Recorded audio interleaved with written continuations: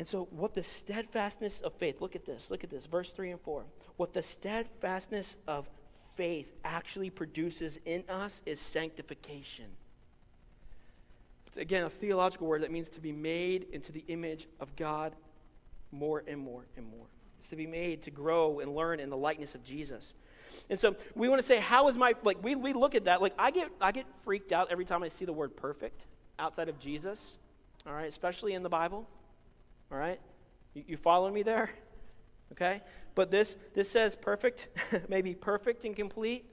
And I'm going, oh, great. Slow. Thank you for your grace, because that ain't going to happen. But that's how our faith is perfect and complete and lacking in nothing, is that we are growing daily more and more and more to reflect the image of Jesus. And quit making excuses why that's not possible. I'm sorry, I got to say it. Like, I'm talking to myself when I say that too. I'm like, I'm not up here and you're down here. Like, we're like right here. Stop telling yourself that it's not, in this culture, it's not possible to reflect Jesus. Yes, it is. That's what you're called to. That's what I'm called to. That's why God gave us this awesome thing called the Holy Spirit, that we could actually live that out. Like, some of us walk around like the Holy Spirit's a bad thing. Like, it's not. If you're a Christian, guess what? The Holy Spirit dwells within you. And His job is to shape and mold your heart to be like the King. And so, this is the question. How many of you would say that your faith is 100% lacking in nothing right now? I'm going to step back for the lightning strikes, right? Nobody. Nobody.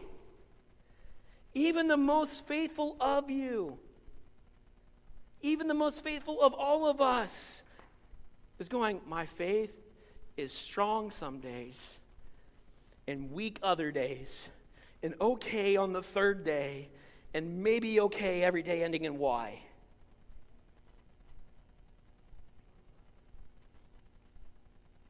But as we grow in the likeness of Jesus, look, is that not a beautiful care for His creation?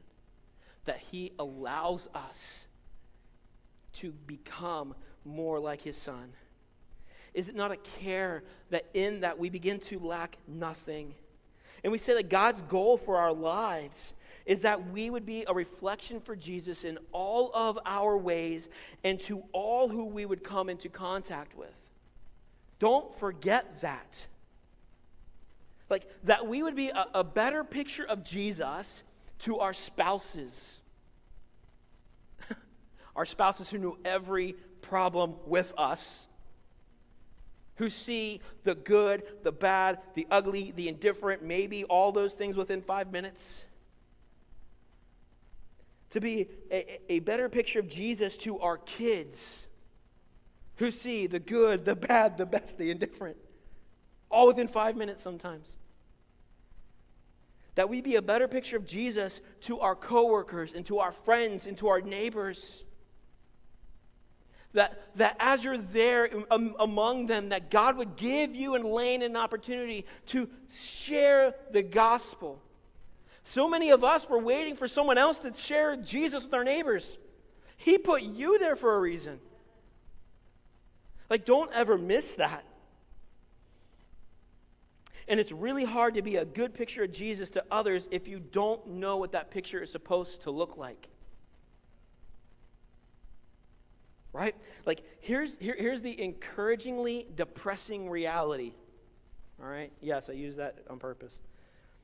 What James does show us is that we are all making progress, but he also shows us just how far we have left to go in the image process of Jesus.